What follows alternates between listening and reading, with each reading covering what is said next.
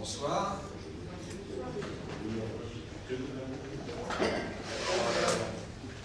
Merci de vous être déplacés. Cette soirée rentre dans le cadre des rencontres que nous organisons à Espace Marx depuis un an et demi, un cycle qui s'appelle Retour de Marx et nouvelles pensées critiques. Pourquoi Thomas Sankara? Parce qu'on en parle pas assez. Et puis, il nous a semblé que dans certaines parties de ce continent qu'est l'Afrique, un certain nombre de forces sociales et dans la jeunesse se réfèrent beaucoup à Sankara, avec des échos dans les forums sociaux qui s'y sont tenus. Donc on s'est dit, ça serait très bien de faire quelque chose autour de Sankara, et on a cherché quelqu'un qui puisse nous en parler, nous apprendre des choses, et il nous a paru que Bruno Claffrey serait bien le bienvenu. Je pense qu'un certain nombre d'entre vous le connaissez. Il est ingénieur à France Télécom, c'est ça. Et on peut dire qu'il a consacré beaucoup de son activité militante au parcours de réalisation de Thomas Sankara. Il anime, ou il est un des animateurs de l'excellent site thomassankara.net. Il nous présentera, je pense. Donc, on lui a demandé de venir nous parler un peu de la pensée de Thomas Sankara, de son actualité, de ses réalisations, et voilà. Donc, bienvenue. Et puis, toujours, pour les habitués, on part sur 45 minutes en gros d'exposé, parce que nous, on pense qu'il faut laisser le temps à une pensée de nous éclairer. Et puis après, échange entre vous. Et on essaye de finir à 21h parce que nous pensons aux gens qui habitent loin d'ici et qui reprennent les lignes de RER. Écoutez, Bruno Claffrey, encore merci d'avoir accepté notre invitation, et à toi la parole. Bien. J'espère que tout le monde m'entend bien.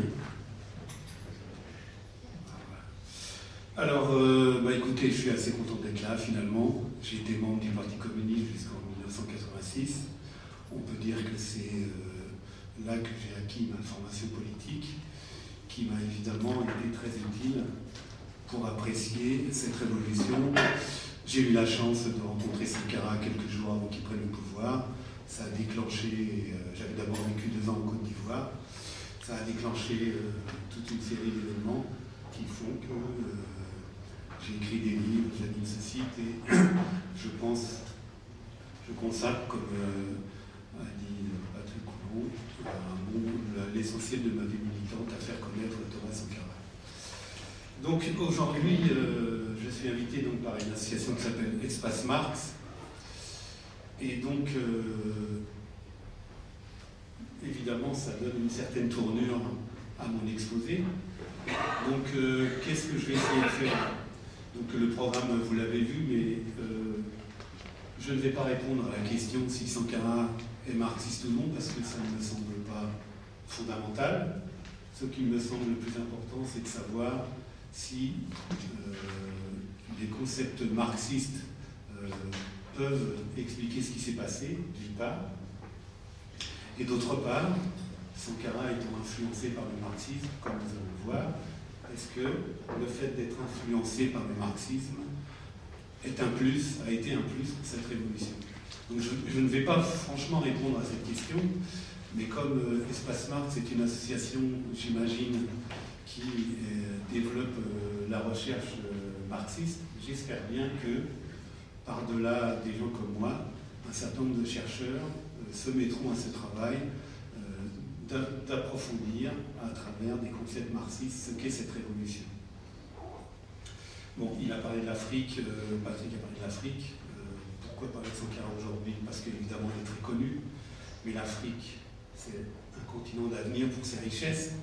C'est là où se déroule une bonne partie des conflits entre puissances impérialistes pour avoir accès aux richesses et à la terre, mais c'est aussi là que se trouve un des combats principaux contre l'impérialisme, puisque pour toutes les mêmes raisons, c'est-à-dire qu'il s'agit pour les impérialistes d'avoir accès aux richesses de l'Afrique en donnant le minimum de contrepartie. Malheureusement, je ne vais pas m'étendre longtemps sur les réalisations de la Révolution, parce que je voudrais vous parler d'autre chose, mais je vais quand même synthétiser ce qui s'est passé. Et je voudrais tout de suite, très vite, dire que Sankara est avant tout quelqu'un de pragmatique, et son souci permanent, avant toute théorisation, c'est le bonheur de son peuple. Et je commence donc par vous lire une citation. « Notre révolution n'aura de valeur que si, en regardant derrière nous, en regardant à nos côtés, en regardant devant nous, nous pouvons dire que les Burkinabés sont, grâce à la révolution, un peu plus heureux, parce qu'ils ont de l'eau saine à boire, parce qu'ils ont une alimentation abondante, suffisante, parce qu'ils ont une santé resplendissante, parce qu'ils ont l'éducation, parce qu'ils ont des logements décents, parce qu'ils sont mieux vêtus, parce qu'ils ont droit aux loisirs, parce qu'ils ont l'occasion de jouir de plus en plus de liberté, de plus de démocratie, de plus de dignité. » J'insiste sur le mot dignité, qui, je ne vais pas en parler beaucoup, mais c'est fondamental dans cette révolution. Notre révolution n'aura de raison d'être que si elle peut répondre concrètement à ces questions. La révolution, c'est le bonheur. Sans le bonheur, nous ne pouvons pas parler de succès. Notre révolution doit répondre concrètement à toutes ces questions. Assez vite sur des réalisations qui se sont, on peut dire que la révolution s'est attaquée à tous les maux dont souffrent les populations africaines, que ce soit dans le domaine de la santé, et en exemple par l'OMS plutôt pour une campagne de vaccination, la mise en place d'un système pyramidal sur lequel je ne reviendrai pas, des campagnes de prévention, etc. À l'éducation, construction de nombreuses écoles et collèges, mais aussi tentatives de réforme de l'éducation avortées, parce que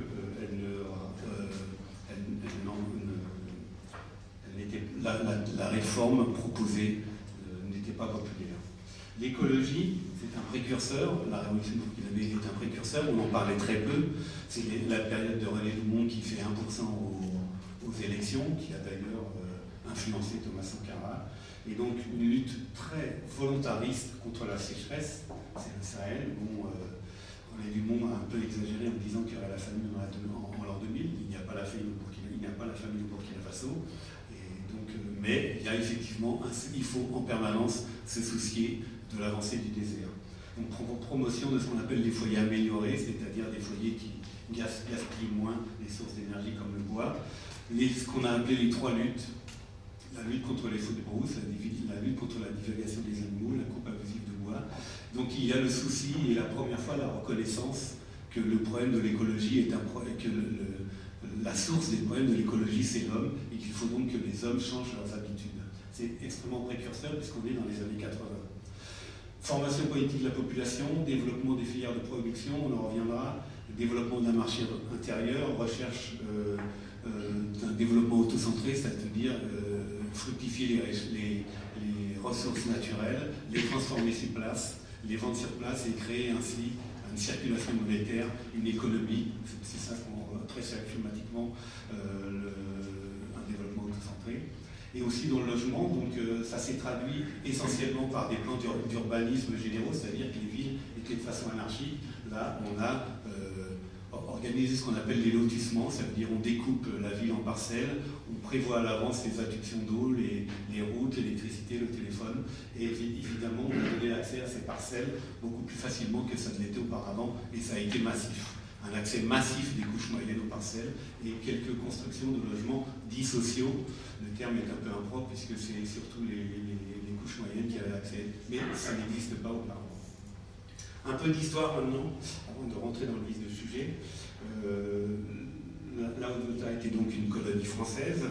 Elle est démembrée entre 1932 et 1947. Il s'agissait en fait, la Haute-Volta était considérée par la France comme un réservoir de main-d'œuvre. On puisait dans cette main-d'œuvre pour aller travailler dans les plantations de Côte d'Ivoire et aussi, par exemple, pour construire un chemin de fer, parce qu'il y a un chemin de fer qui a été construit de Abidjan jusqu'à Ouagadougou. Le travail forcé, vous connaissez peut-être, c'était la façon de faire travailler les Africains. Ils étaient obligés de travailler gratuitement. Et donc ils travaillaient gratuitement pour les planteurs européens, et ils travaillaient gratuitement. Et le train, je ne sais pas si une étude sérieuse a été faite sur le nombre de morts, mais comme dans beaucoup de colonies en Afrique, Ça s'est traduit, les travaux forcés se sont traduits par du nombre mort. Houphouët-Boigny, vous connaissez peut-être, qui a été au début de sa vie politique apparenté au Parti communiste, a lutté contre le travail forcé parce qu'il voulait, lui-même étant planteur, voulait pouvoir bénéficier de cette main-d'œuvre à égalité avec les Européens. Alors, le pouvoir, je passe assez vite sur la colonisation.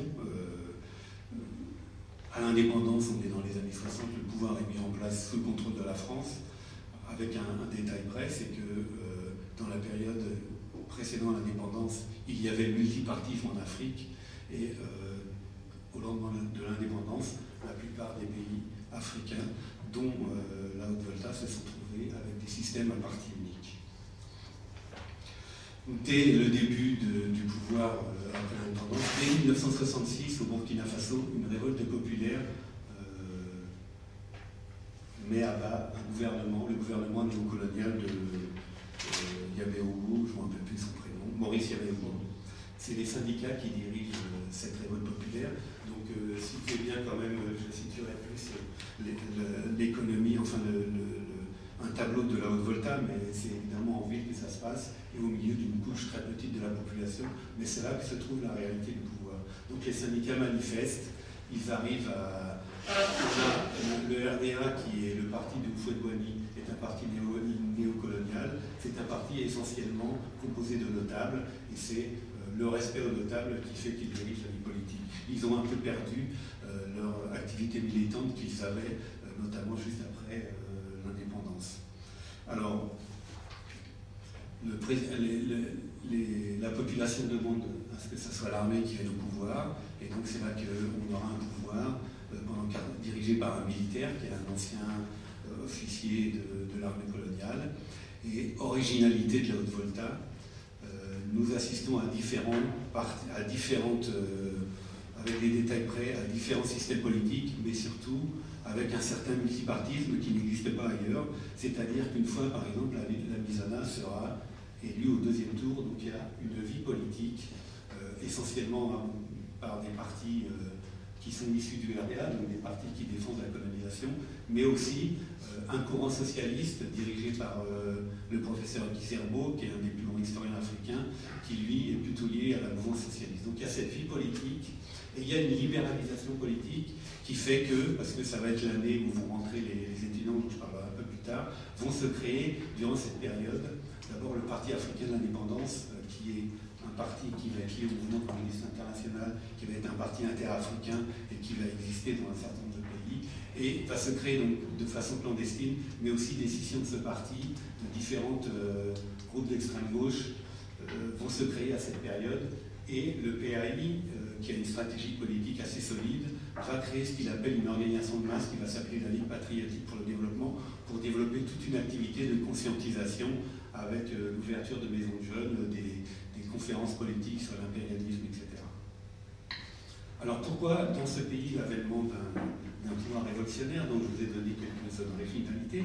Donc on a d'abord, jusqu'aux années 80, on a une certaine déconsidération du système politique qui se sont enchaînés les uns les autres. Plusieurs partis ont été majoritaires. On assistait à ce qu'on appelle des joutes parlementaires qui étaient très éloignées des besoins des populations. Et donc ils se sont tous déconsidérés les uns à travers les autres. Et donc cette couche qui montait, ces jeunes étudiants, et y compris même cette couche de jeunes militaires, remettait globalement en cause ce pouvoir, d'autant plus qu'ils étaient travaillés en ville, évidemment, par les groupes d'extrême gauche qui se réclamaient tous du marxisme-léninisme. On a donc une faillite économique et politique, ça c'est la gabegie de tous les pays néocoloniaux, dirigés par une caste qui ne pense que très peu au bien-être de la population et qui profite de cette place pour s'enrichir. Nous avons aussi une clarification successive au sein de l'armée, puisque jusqu'en 80, on avait des pouvoirs politiques, ensuite on aura un certain nombre de coups d'État, et à chaque fois, une caste de l'armée va se trouver écartée et exclue de l'armée. Vous avez par exemple d'abord les anciens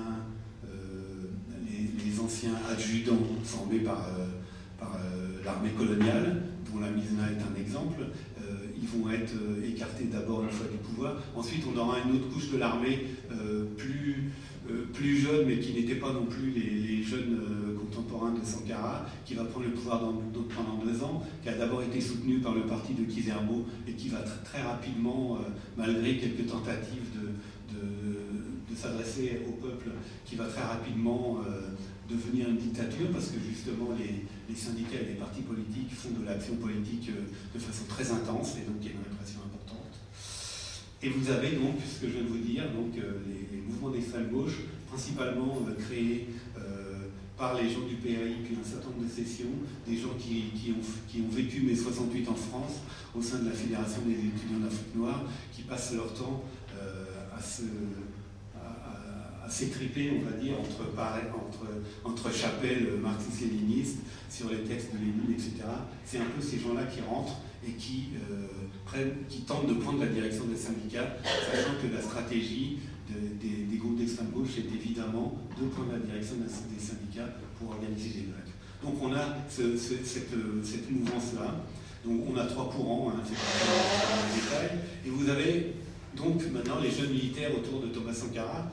Donc la personnalité de Sankara est évidemment extrêmement importante. Il attire de par ses qualités personnelles et son charisme. Et il y a aussi une affaire de génération.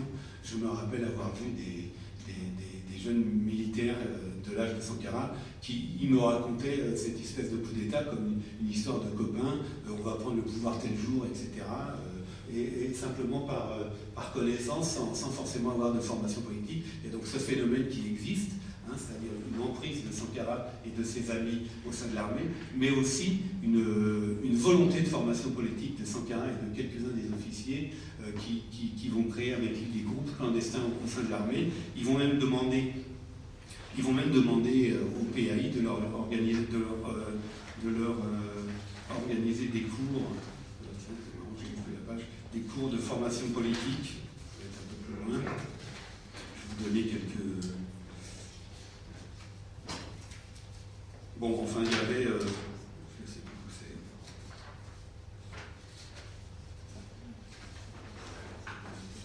J'aurais voulu quand même vous lire le programme. Donc, ils demandent au PAI de leur faire grossièrement des cours de marxisme-léninisme. Ah si, je viens sur la fin. Alors voilà un peu, il s'adresse au PAI, et voilà, donc ça c'est un dirigeant du PAI qui m'a donné le programme du cours de ces jeunes officiers. Ils étaient 10 et ils étaient 10 officiers. Sankara avait demandé l'information, et je vous donne quelques exemples. Pendant 6 séances de nuit d'environ 2 heures, nous assisterons, etc. Voilà le programme. L'évolution de la société et classe sociale, le capitalisme et le socialisme, la situation nationale et les tâches des révolutionnaires voltaïques, et les lectures conseillées, la critique du programme de Gotha, que faire, la maladie infantile du communisme, le gauchisme de Lénine, mais aussi des brochures telles que, issues parce qu'il y avait évidemment les pro-chinois, les maoïstes, enfin, les chinois et les coréens qui avaient massivement des brochures, enfin ceux qui ont vécu cette époque, etc., connaissent un peu. Voilà donc on a, vous voyez, ce brassage, on a donc une succession d'événements politiques, un affrontement de plus en plus fort entre les partis politiques du jour LR étant déjà exclus de la vie politique de facto par les militaires. Il y a donc clandestinement les syndicats qui réclament plus de liberté en multipliant les grèves, et il y a donc les groupes d'extrême gauche qui mènent la lutte pour prendre la direction des syndicats, organiser ces grèves, et vous avez au sein de l'armée donc une couche de militaires qui sont formés au marxisme-léninisme et qui s'en réclament. Ils ne le disent pas ouvertement, mais ils ont en tout cas cette formation. Et Sankara, Sankara fait lui-même des démarches, il a des amis très proches qui sont dans certaines de ces organisations, que ce soit du PAI ou d'autres, dont le nom peu importe, et il crée le lien avec ces organisations politiques. Il aurait pu prendre le pouvoir un peu plus tôt avec ses amis, mais il s'y est refusé parce il considérait que les conditions politiques n'étaient pas prêtes. Il voulait effectivement prendre le pouvoir pour faire une révolution. Et donc vous avez je vais faire des petites parenthèses pour les gens qui sont intéressés par des recherches liées à des penseurs marxistes. Mes connaissances sont très élémentaires sur le sujet. J'ai simplement quelques souvenirs de ma jeunesse quand j'étais aux études en communisme, mais j'ai eu quelques discussions avec mes amis, dont Jean-Claude qui est là et un autre ami italien qui m'a fait quelques cours accélérés de marxisme. Disons en tout cas que sur cette période, on a des concepts qui c'est intéressant à étudier, c'est les concepts d'hégémonie de Gramsci sur effectivement l'emprise d'une classe sociale sur l'ensemble de la société. Et nous avons ici, alors évidemment c'est pas une classe révolutionnaire au sens marxiste, puisque c'est la petite bourgeoisie intellectuelle, qui n'est pas forcément la classe la plus avancée, mais qui a réussi en fait à créer cette espèce d'hégémonie dont les touches les plus vives, on parlera de la vie dans les campagnes un peu plus tard, en diffusant massivement les idées révolutionnaires, et y compris même en s'aliénant de son côté, enfin en s'alliant avec une couche de l'armée qui va devenir majoritaire, et c'est fondamental. Donc voilà un concept intéressant. En plus, on verra, je vais en terminer un peu vite, mais il y a cette idée d'intellectuel collectif. Sankara a une dépression favorite qui consiste à parler du génie créateur du peuple, c'est-à-dire qu'on doit penser collectivement et créer ensemble, et créer, je vous parlerai un petit peu plus loin de ce qui s'est passé effectivement pendant la Révolution. Donc la prise du pouvoir, elle se fait, donc on est dans cette situation-là, on est dans les années 80, 82, 83, je passe un peu, et Sankara en 83, au début de l'année 83, fait des discours très, très incisifs. Il expliquera après qu'il fallait choquer cette population qui était sous l'emprise d'un certain nombre de choses dont on parlera un peu plus tard. Il faut la choquer parce qu'il faut absolument qu'elle comprenne qu'on peut insulter des gens et qu'on a le droit de le faire quand c'est des gens qui... Enfin, c'est une interprétation, c'est évidemment pas les mots qu'il emploie, mais il faut violenter cette population pour qu'elle prenne conscience de sa force et qu'elle n'ait plus peur d'affronter les gens justement qui maintiennent ce pays sous le joug de la néocolonialisme. Voilà, donc on est dans une période en 83 où en fait on a déjà un secteur progressiste de l'armée qui est au pouvoir, qui a déjà exclu de l'armée un secteur qui était plutôt lié, on va dire, au socialisme, qui n'était pas vraiment, mais qui avait, en prenant le pouvoir, mis quelques idées un peu en faveur du peuple, mais qui s'était très rapidement déconsidéré en réprimant massivement les syndicats. Et donc il y a un coup d'État en 82, dans lequel Sankara n'est pas à l'origine, mais les gens s'en servent, sa popularité, et c'est pas lui qui est président de la République, il reste un petit peu en réserve. Et donc on a une lutte politique ouverte, notamment pendant deux discours, où Sankara fait des discours très, très incisifs contre l'impérialisme et contre la bourgeoisie nationale, les féodaux, etc. Et à côté, on a le président, qui est aussi un militaire, qui apparaissent un peu fade et qui ne tient évidemment pas le... Donc il s'agit en fait de créer le conflit avec le dernier secteur qui empêche la révolution, une partie de l'armée et une partie de la bourgeoisie nationale. C'est ce que va jouer Sankara à la dernière période. Et il va être arrêté le 17 mai 83. Il va être arrêté le jour où Guy-Pen, le conseiller Afrique de Mitterrand, atterrit à Ouagadougou, donc lui-même fait le lien entre ces deux événements. Il est arrêté, et à ce moment-là, la population manifeste. Enfin, la population, c'est justement le PAI et l'organisation d'extrême gauche qui organisent des manifestations, essentiellement d'étudiants, parce qu'ils contrôlaient d'étudiants et d'élèves, ils contrôlaient les associations d'étudiants, et évidemment des militants les plus avancés des syndicats, dont un certain nombre sont membres de ces organisations, la partie la plus importante étant le Parti africain d'indépendance dont je vous ai parlé.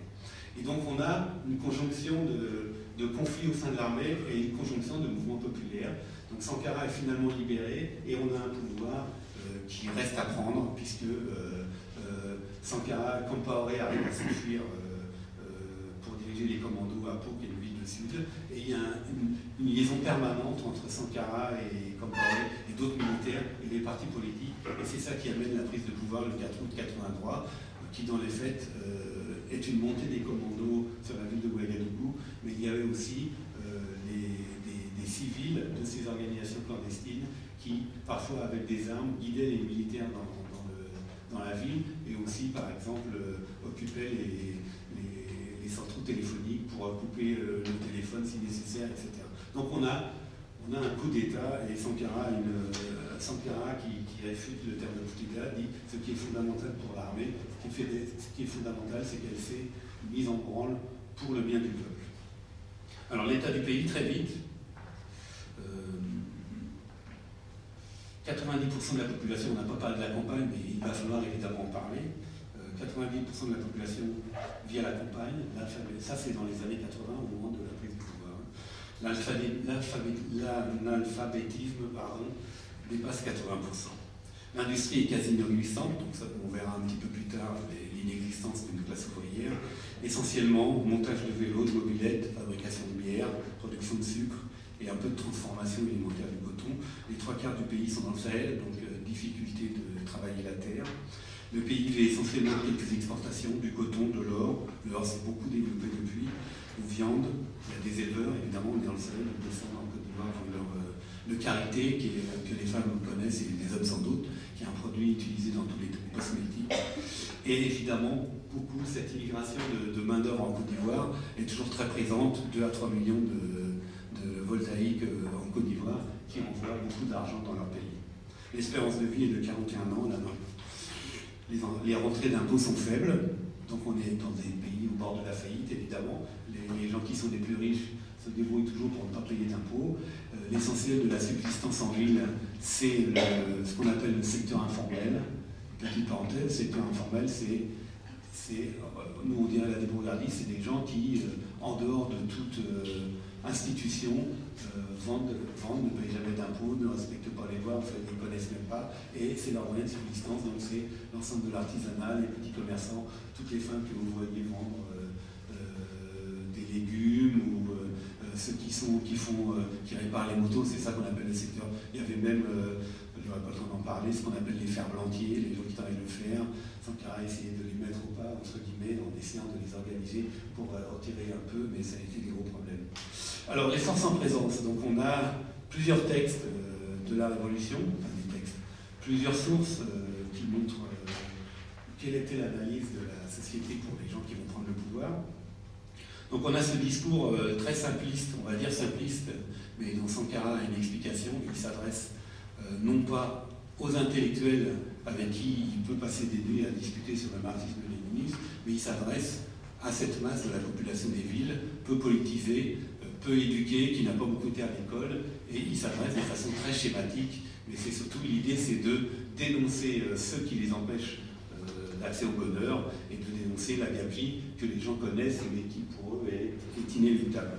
Et donc il dénonce pêle-mêle la bourgeoisie qui s'enrichit malhonnêtement par la fraude et la corruption, les hommes politiques qui ne parcourent la campagne que lorsqu'il y a des élections, ces forces de l'obscurité, j'en parlerai un peu plus tard, il désigne par là le poids des traditions et ce qu'il va appeler les félotons, l'impérialisme et le néocolonialisme. Il y a assez peu dans les textes de la Révolution de définitions précises, ce que recouvre ce terme pour eux, mais la référence en fait, je ne sais pas si j'aurai le temps d'y revenir, donc je vais vous le dire tout de suite, c'est le discours de Sankara sur la dette, qui est un des discours les plus connus parce qu'il est filmé intégralement, mais on a un discours où dans les années 80, en gros Sankara explique ce que nous vivons aujourd'hui en Europe, c'est-à-dire comment les institutions financières, en créant de façon artificielle une dette, vont se contenter de mettre au pas les populations. Aujourd'hui, ça atteint l'Europe, mais c'est exactement ce qu'il dénonce dans les détails, dans ce discours, et c'est pour ça que c'est devenu la référence des altermondialistes. C'est ce discours de Thomas Sankara qui voilà. Alors, il y a un discours d'orientation politique qui n'a pas été écrit par Sankara, et qui a été écrit par quelqu'un qui s'appelle Gérard Sommet, qui était dirigeant d'une fraction qui s'appelle l'Union des luttes communistes révolutionnaires, et par le PAI, un dirigeant du PAI qui s'appelle Philippe Ouedraogo. Le fait est que Philippe Ouedraogo, en tant que ministre, n'a pas eu le temps de trop travailler ce discours, et on peut considérer que c'est Valère Sommet qui l'a rédigé dans l'essentiel, en soumettant en permanence le travail à Thomas Sankara. Donc là, on a un travail un peu plus approfondi. Donc la bourgeoisie est composée de trois bourgeoisies. La bourgeoisie d'État ou bourgeoisie politico-bureautique, c'est celle qui dirige le pays et qui est aux responsabilités et qui se sert donc de leur position de ministre ou de directeur pour s'enrichir.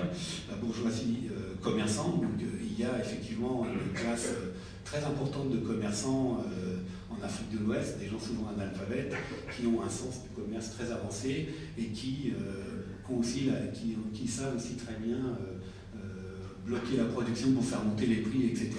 Et qui savent trouver les moyens de ne pas payer le prix normal aux producteurs. Et vous avez la bourgeoisie moyenne, bon, c'est celle qui est un peu plus éduquée, celle qui commerce un peu avec les Européens. On parle des fosses rétrogrades, on désigne souvent la féodalité. J'y reviendrai un petit peu parce que c'est très important cet aspect, puisque 90% de la population, ça mérite une analyse de classe assez approfondie. Et le peuple, donc le club, c'est la classe ouvrière voltaïque, donc vous avez vu, très peu nombreux, donc j'ai oublié d'annoncer un peu le programme de contradiction objective et subjective. Comment faire une révolution dans un pays où 90% est analphabète et la classe ouvrière se compte à quelques milliers, mais en dessous de 10 000 personnes, sur une population d'ailleurs de 8 millions d'habitants, et qui n'a même pas de poids politique dans le pays, puisque l'essentiel des grèves, c'est plutôt les fonctionnaires les fonctionnaires et les employés en général qui en sont l'origine. Voilà ce que dit, il y a un gars qui est mort avec Sankara, qui s'est un peu posé comme théoriste de la révolution, mais moi je mets une certaine... Il s'appelle Paulin Baboni. Voilà ce qu'il dit à propos des ouvriers. Ils doivent lutter contre l'aristocratie ouvrière. Donc déjà, dans une classe ouvrière très petite, il faut déjà en exclure une partie. Et ensuite, il dit le prolétariat doit prendre petit à petit la tête de la révolution. Jusqu'ici, les syndicats burkinabés censés émaner du prolétariat ont à l'article qui bourgeois incapables d'accepter leur suicide politique pour renaître en vrai révolutionnaire. Donc on a un problème en fait. Ce qu'il faut lire à travers ça, c'est des clivages entre organisations d'extrême gauche. La personne en question, le syndicat le plus puissant à l'époque était dirigé par un membre du PAI, et donc il y a une espèce de volonté de lutter surtout contre ces organisations politiques plutôt contre les syndicats. C'est les seuls d'ailleurs, c'est le seul syndicat qui, la première année, a soutenu la bourgeoisie, la petite bourgeoisie très installée, on en a déjà parlé essentiellement. Des enseignants, des élèves, voilà, une couche moyenne, quelques employés, et la paysannerie voltaïque. Donc là, on va en revenir un peu en détail. Donc la petite bourgeoisie, c'est, voilà un petit peu dans le peuple, hein, le peuple, c'est la classe ouvrière, la petite bourgeoisie et la paysannerie voltaïque. Donc il faut, ce qui est dit sur la paysannerie, je vous le lis simplement, hein. Ça c'est ce que dit le discours d'orientation politique, constitué de petits paysans attachés à la propriété parcellaire du fait de la désintégration progressive de la propriété collective depuis l'introduction du mode de production capitaliste dans notre pays, s'apparente à la petite bourgeoisie, etc. Et pour Bamoni, la paysannerie est d'office une classe révolutionnaire au repos que la conscientisation et la mobilisation seules peuvent réveiller pour être avec la révolution. Donc on a, permettez-moi de vous dire, une certaine insuffisance théorique sur l'analyse de la paysannerie. Tous ces intellectuels révolutionnaires avaient pourtant... alors, il faut peut-être que je donne quelques éléments sur... on passera sur le même prolétariat, mais quelques éléments sur ce que c'est que la paysannerie voltaïque. Il n'y a pas, parce qu'on lit ici et là sur Internet que la révolution a donné l'accès aux paysans à la terre. En Afrique, on n'est pas dans ce schéma des latifundia de l'Amérique du Sud, ou même du sud du Portugal, comme on a connu auparavant. On a d'abord une diversité sociale et culturelle extrêmement importante, ça veut dire une diversité même de gestion de la vie sociale suivant les ethnies. Vous avez une ethnie qui fait 50% de la population, qu'on appelle les Mossi, qui est une ethnie avec un empereur qui est extrêmement centralisé, un peu oppressif, puisque c'était les chefs, les Mossi ne vous le diront pas, mais c'était les chefs qui étaient chargés de fournir la main-d'œuvre à la colonisation, et il y a une espèce de soumission très intégrée dans la vie culturelle de cette ethnie, qui considère que le chef est le chef et qu'il n'est pas à être mis en cause. Et vous avez donc une flopée, il y a 60 ethnies au Burkina Faso, mais je ne suis pas un spécialiste de l'accès à la terre, mais disons qu'on a dans la gestion du terroir villageois, on a ce qu'on appelle des chefs de terre, qui ne sont pas propriétaires de la terre, mais qui la cède à celui qui la travaille. C'est-à-dire quelqu'un vient, il peut être de l'ethnie ou d'ailleurs, et contre un peu de cadeaux, etc., il vient demander, il fait une cérémonie avec des noix de cola, etc., très traditionnelle, et on lui cède de la terre pour travailler. C'est un peu à l'origine des problèmes que nous connaissons en Côte d'Ivoire, où effectivement il y a beaucoup de Burkinabés qui se sont installés parce qu'ils travaillaient, ils venaient pour travailler la terre, alors que les Voltaïques étaient plutôt, se sentant plutôt considérés comme des planteurs, voulaient juste bénéficier du fruit de leur travail. Donc ils se sont installés, ils ont fructifié des terres, mais comme il y a le développement de la population, il y a un vrai problème foncier dans la mesure où les jeunes autochtones, on va dire, même s'il y a parfois 2 ou 3 générations de Voltaïques, c'est une parenthèse hein, quand même pour... bon. Et donc il y a, de la part de ces révolutionnaires, il y a quand même une insuffisance de réflexion sur ce que c'est que la vie paysanne. Il y a bien cette idée que développe Sankara sur le fait qu'il faut lutter contre les feux à dos pour un certain nombre de raisons. D'abord parce que ça rend les gens soumis à la force supérieure, etc. Ça les rend soumis aussi aux aînés. Donc vous avez plusieurs systèmes d'inégalité sociale. Vous avez le lignage. Je vous donne des idées en vrac. Le lignage, c'est que celui qui a créé le village et toute sa famille a un poids plus important dans le village que ceux qui viennent après. Donc c'est lui qui est le chef de terre, c'est lui qui attribue la terre, et les autres n'ont pas le même pouvoir dans le village. Et vous avez aussi le problème des aînés, qui a encore un autre problème. Celui, moi je me rappelle j'ai fréquenté beaucoup un village où mon ami de ce village avait 40 ans et il se plaignait de ne pas avoir de terre, qu'il fallait en permanence qu'il travaille pour son père alors qu'il avait 40 ans et qu'il était toujours obligé de demander à son père de quoi vivre, etc. Vous voyez des problèmes dont les traces ne sont pas très visibles dans ces analyses de classe. Et il y avait encore une dernière idée que je voulais défendre, mais qui me sort un peu de la tête. Tant pis, ça me reviendra peut-être. Donc, et pourtant, il y a eu en France des gens qui ont travaillé là-dessus. Ce que je voulais dire, oui, c'est que ces dirigeants révolutionnaires ont le lien et ont cette connaissance, puisque c'est la première génération qui quitte la campagne, en fait. Ces jeunes intellectuels-là, ils reviennent de toute façon, en général, tous les étés dans leur campagne, ils connaissent parfaitement le système, encore qu'il y a probablement des choses dont ils n'ont pas conscience, mais bon, ils ne le font pas, et j'anticipe un peu, mais c'est vrai que la paysannerie va être un problème central de cette révolution, sans classe ouvrière qui dirige la révolution. Sankara a voulu introduire la paysannerie comme classe politique de façon un peu volontariste. Il a créé une union des paysans, etc. Enfin, il a fait beaucoup de choses. Il y a eu des CDR dans les campagnes, etc. Mais ça restait toujours un problème qui, pris effectivement par les problèmes de la gestion politique quotidienne, que ce soit la confrontation entre les alternatives ou la gestion du pouvoir, il y a cette difficulté à appréhender la vie dans les villages, alors qu'il y a des travaux, en particulier en France, en anthropologie marxiste, des gens comme Claude Meillassoux, qui ont écrit des livres Femmes, Greniers et Capitaux, ou même un sociologue qui s'appelle Maurice Duval, qui a écrit un livre qui s'appelle Un totalitarisme sans État, et c'est l'anthropologie politique à partir d'un village burkinabé, où ils se sortent un peu du schématisme qui consiste à dire que les paysans n'ont pas de terre, etc., et qui essayent d'imprégner où sont les confrontations finalement, où sont les contradictions sociales au sein de la paysannerie et du monde paysan, en ajoutant tout de même qu'il y a de très grandes différences suivant les ethnies elles-mêmes, parce qu'il y en a qui sont considérés comme on les appelle les anarchistes, hein, comme les SAMU ou les lobbies, parce que c'est des gens qui ne veulent pas de chef, qui sont toujours les premiers à se révolter, et vous avez les Mossi, dont est issu Blaise Compaoré, Sankara étant issu d'une ethnie mixte, qui sont au contraire très soumis à la chefferie, et c'est ce qui fait qu'il y a une telle importance de la chefferie dans les élections. Donc je passe sur le même prolétariat, je vous lis quand même quelques phrases sur le schématisme. Hein. Le lumpenprolétariat doit servir un réseau d'indicateurs pour dénoncer les ennemis de la révolution, etc. Bon, il faut reconnaître, je schématise, j'en parlerai peut-être dans les CDR si j'ai le temps, mais bon. Alors, disons qu'ils ont été mis à contribution, c'est vrai que c'était ce qu'on appelle le lumpenprolétariat, c'est probablement pas ce que vous imaginez, ce qui existait dans l'Union soviétique, mais c'est en fait cette masse de jeunes qui viennent de la campagne, qui ne sont pas à l'école, qui n'ont pas de travail, et qui tous les jours se vendent, tous les jours cherchent la nourriture, etc.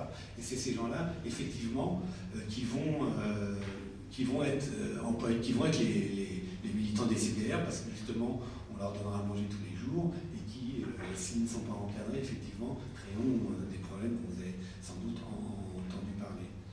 Voilà.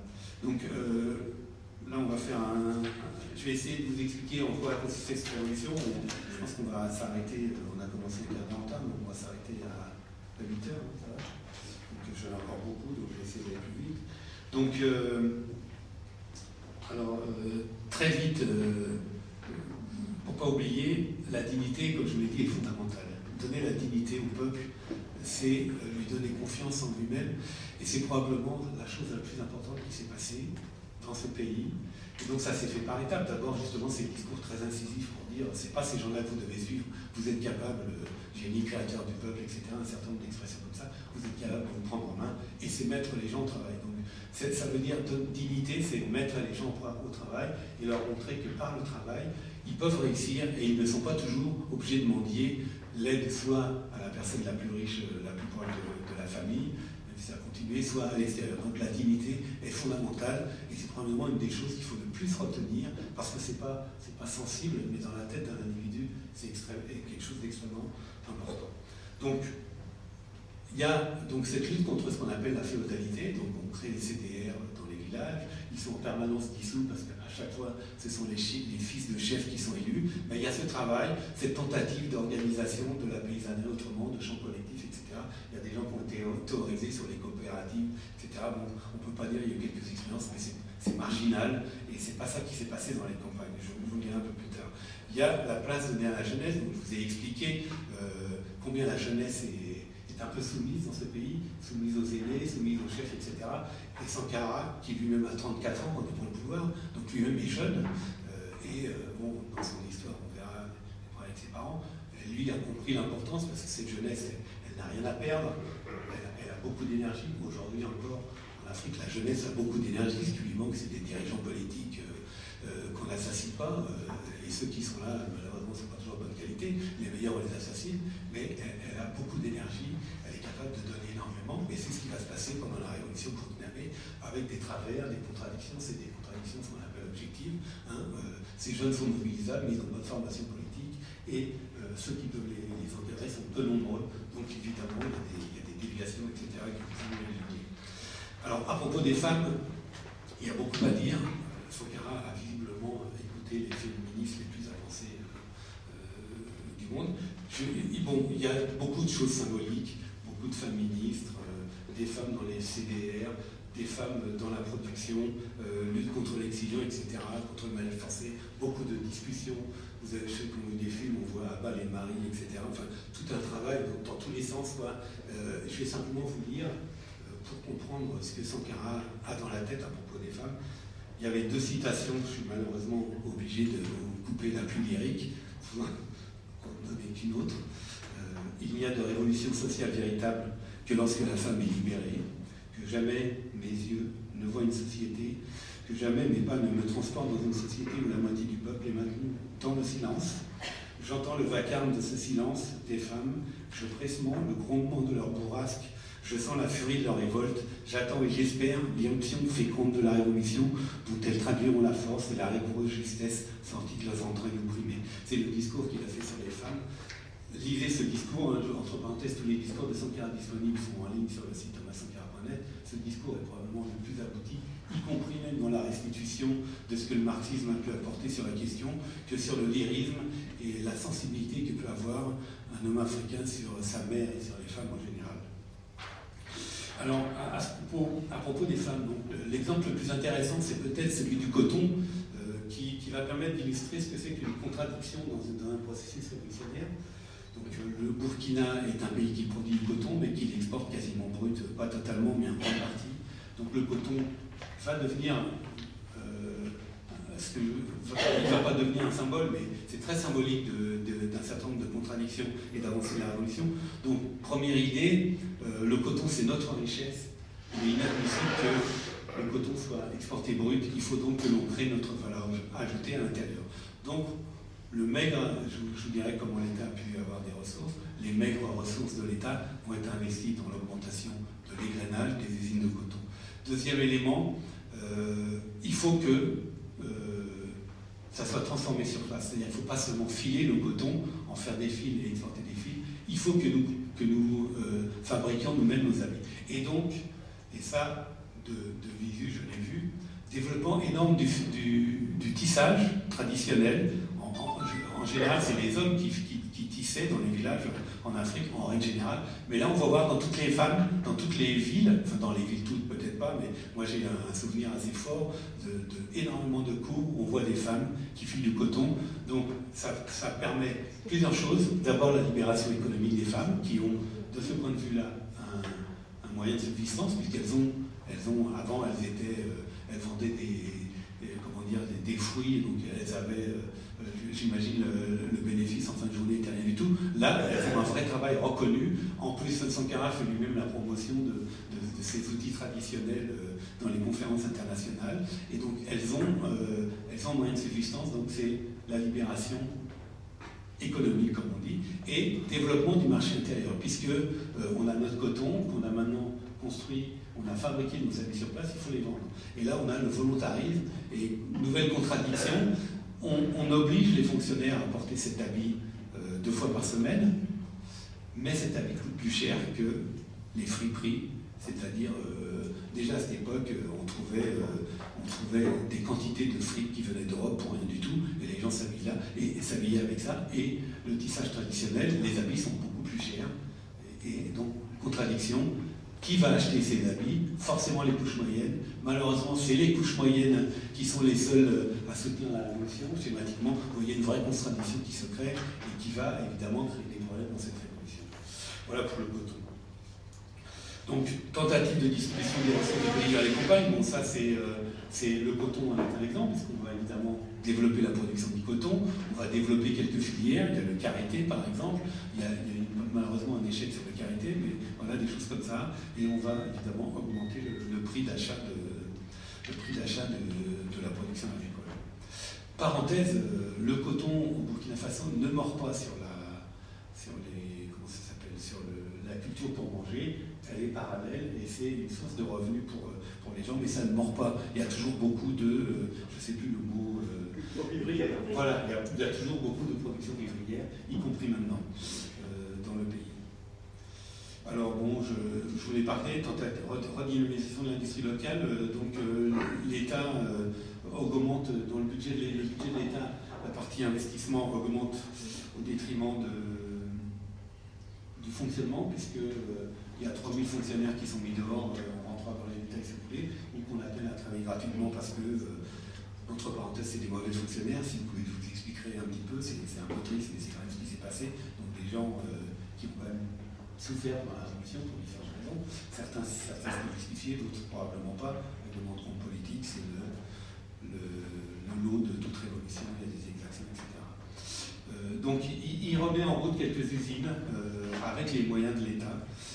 Dans la justice, chamboulement complet de la justice, les tribunaux de la Révolution sont des tribunaux centralisés dans lesquels en fait, ils ont une vocation pédagogique. Très peu de fusillés pendant la Révolution, mais en tout cas pas à l'issue de ces tribunaux. Pour comparer au Ghana voisin, où il y a une révolution, où il y a eu plusieurs centaines de fusillés, au Burkina, il a dû y avoir 7 ou 8 fusillés, et encore accusés, non pas de corruption, mais de tentative de coup d'État. Donc très schématiquement, on démontre devant le peuple le système qui a fait que ces gens-là se sont enrichis, et ça permet aussi de récupérer des villas acquis illicitement. Donc on récupère, etc. L'État récupère des fonds, de l'argent, des villas, etc. Et il y a création de tout un système judiciaire pyramidal. Par exemple, dans les villages, on remet, mais en y mettant les CDR, la justice était aux mains des notables dans les quartiers comme dans les villages, aux mains des notables. Là, on y a introduit une justice locale, c'est-à-dire on crée les conflits de voisinage, en gros. On y met des membres des CDR,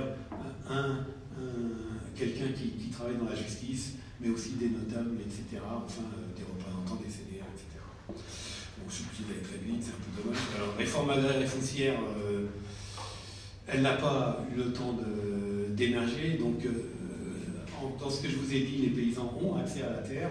Elle s'est traduite principalement surtout pour donner l'accès à l'État à la terre. Donc deux choses importantes que je retiens de la réforme agraire. D'abord pour pouvoir étendre les villes et ne pas être confronté au pouvoir traditionnel dont l'État a le droit de disposer de la terre. Et deuxièmement, dans les villages, on crée, pour différentes raisons, les terroirs, on crée 4 zones dans les villages. Une zone pour construire la ville, une zone pour cultiver, une zone pour les animaux, puisqu'on interdit ce qu'on appelle la divulgation des animaux pour ne pas augmenter la sécheresse. Donc on crée une zone avec, théoriquement, évidemment, une zone pour les animaux. Et quatrième, un bois qu'on doit planter, évidemment, contre la sécheresse. Il doit y avoir, il y a des bosquets traditionnels, mais on doit avoir un endroit où on fait du reboisement. Au niveau international, je vous ai parlé de la lutte contre le paiement de la dette.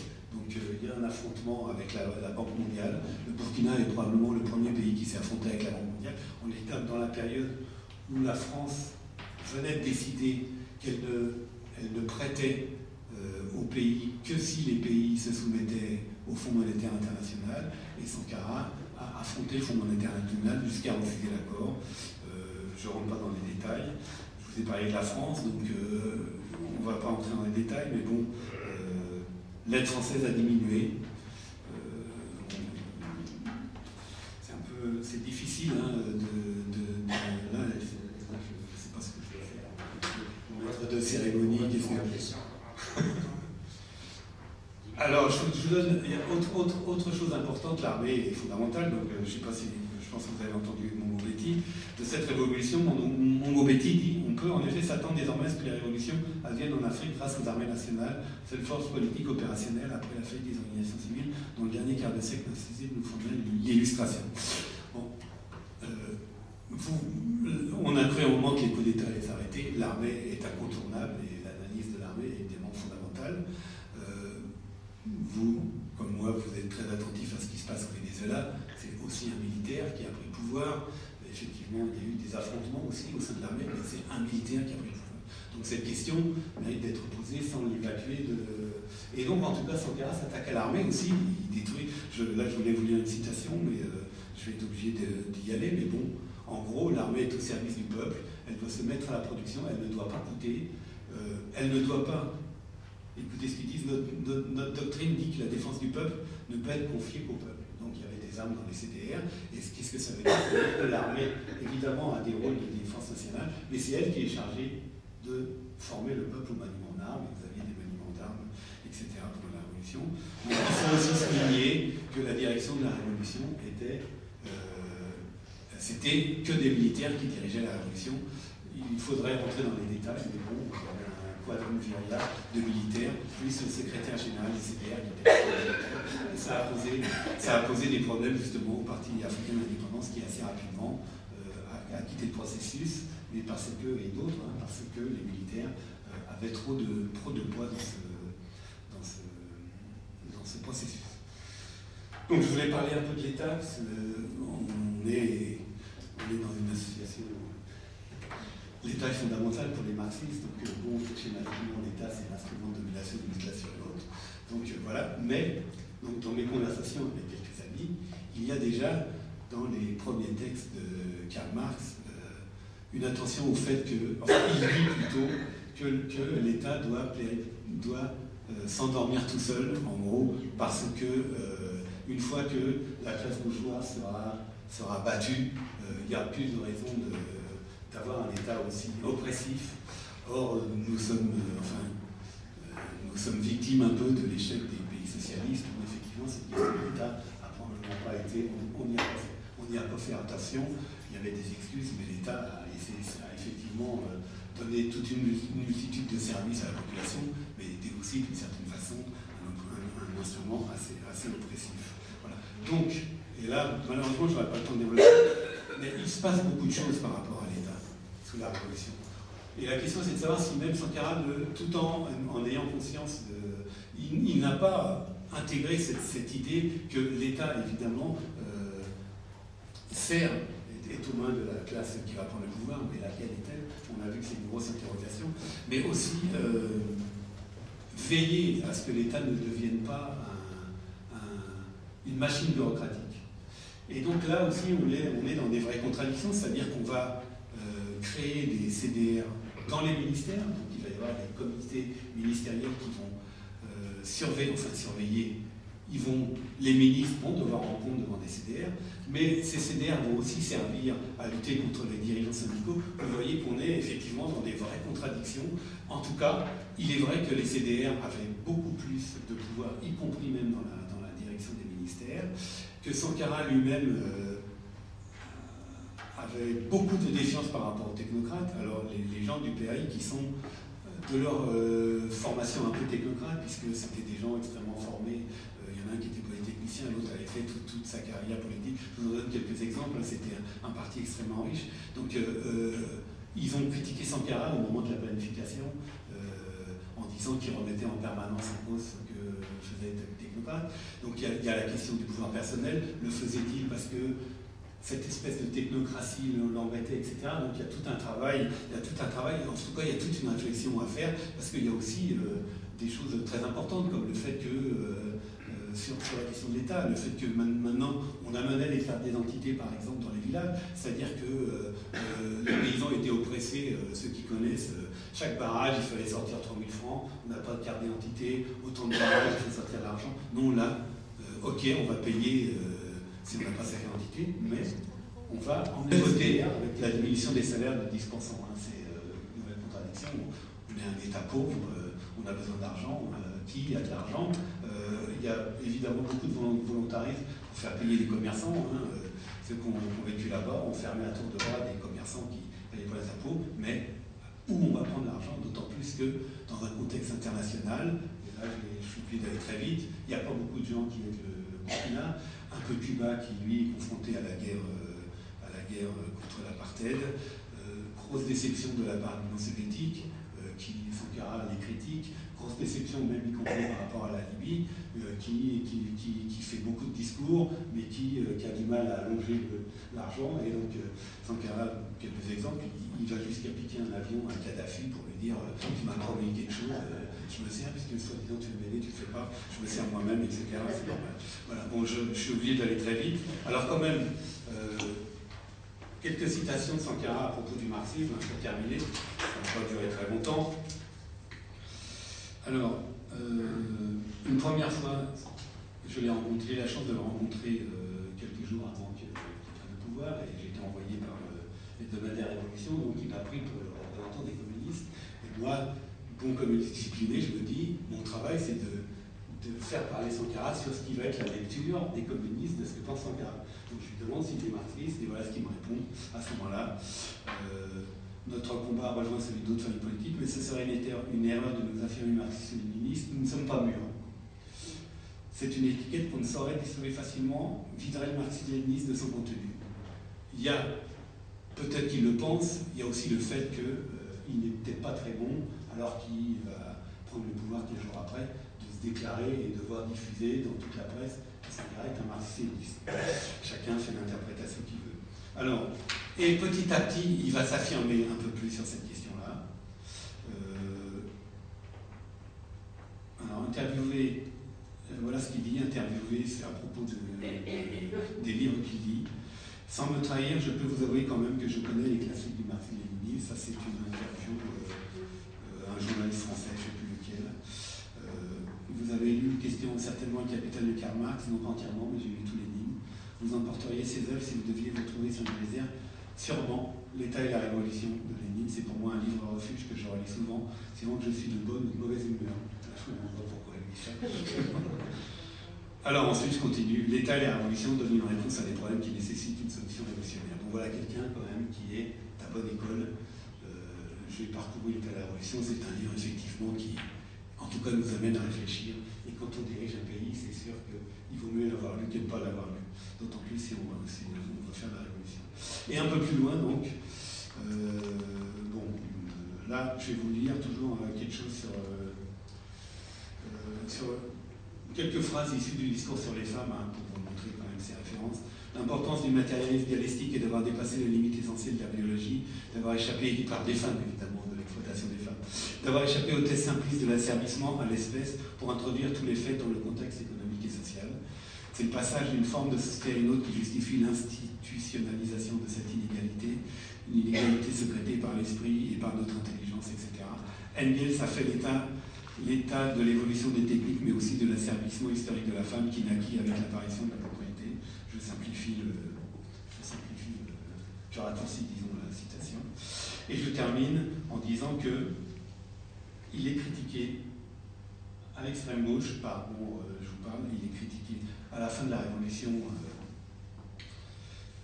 Il va y avoir des critiques de gauche qui vont, en fait, on va le taxer de subjectivisme et d'idéalisme parce qu'il était très volontariste, et on va sortir souvent cette phrase: tout ce qui sort de l'imagination de l'homme peut être réalisé, qu'on va considérer comme une phrase d'un idéaliste, etc. Je passe. Alors, dernière citation, interview en 87, donc là, il est mort en 87, à la fin de sa vie. Comment êtes-vous devenu marxiste? Donc il ne le dit pas, répond d'une façon très simple, à travers des discussions et l'amitié avec certains hommes, mais cela a également été le résultat de mon expérience sociale. Bon, je passe, donc il s'avoue vraiment marxiste, en tout cas lui il le reconnaît. Donc je voulais terminer sur l'assassinat de Sankara. Donc on est quand même dans les locaux du Parti communiste, donc sachez que le Parti communiste et les Verts sont engagés dans une demande d'enquête parlementaire sur l'assassinat de Sankara. C'est un travail que nous faisons avec différentes associations en survie. Et donc il faut quand même que je termine par ce conseil de son assassinat. Donc il y a de fortes présomptions sur le fait que la France ait participé à cet assassinat, que ce soit les réseaux socialistes de Guy Pen ou ceux de Focard. Il y a un certain nombre d'éléments que nous avons. Il y a même un extrait de film sur le site où vous voyez des Libériens. Je passe sur l'alliance entre Charles Taylor, Kadhafi, la France, etc., pour aller à l'assaut du Libéria. En tout cas, il y a un certain nombre d'éléments qui montrent que la France en tout cas qu'on mérite qu'une investigation soit faite en France, et y compris donc liée au fait qu'il faut qu'en France, que la France accepte d'ouvrir ses archives sur cet assassinat.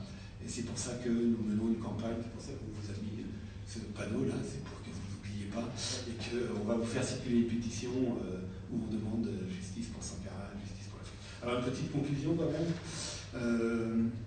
Donc je vous ai dit, Sankara marxiste ou pas, c'est secondaire, donc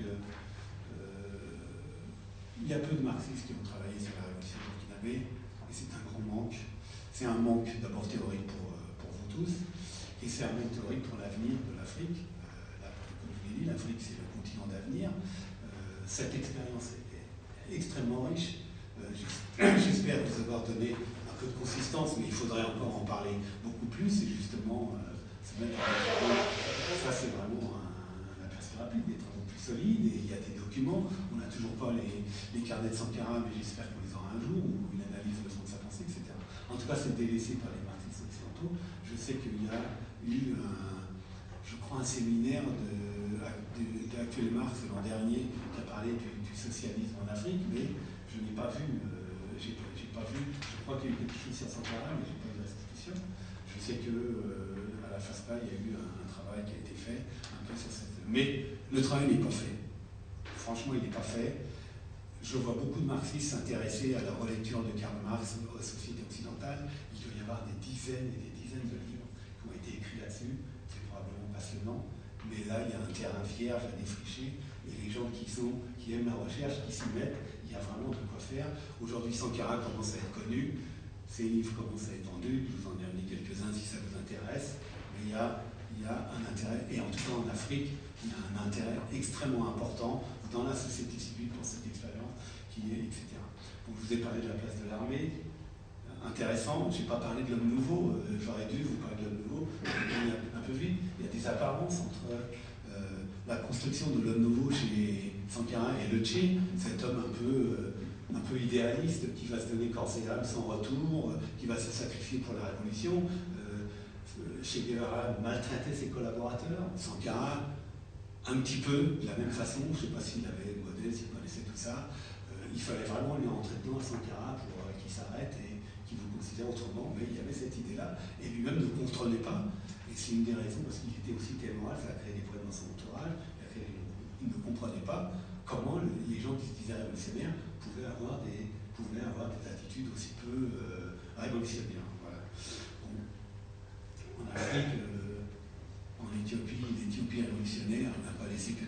souvenirs. La révolution sankariste n'a pas laissé que des bons souvenirs non plus, mais c'est largement, pour reprendre une expression qui a beaucoup fait parler les communistes, c'est une expérience largement positive, et plus que largement, et donc voilà. Bon, il y a des choses intéressantes sur le leader, etc. Enfin, je suis à votre disposition si vous voulez approfondir certains.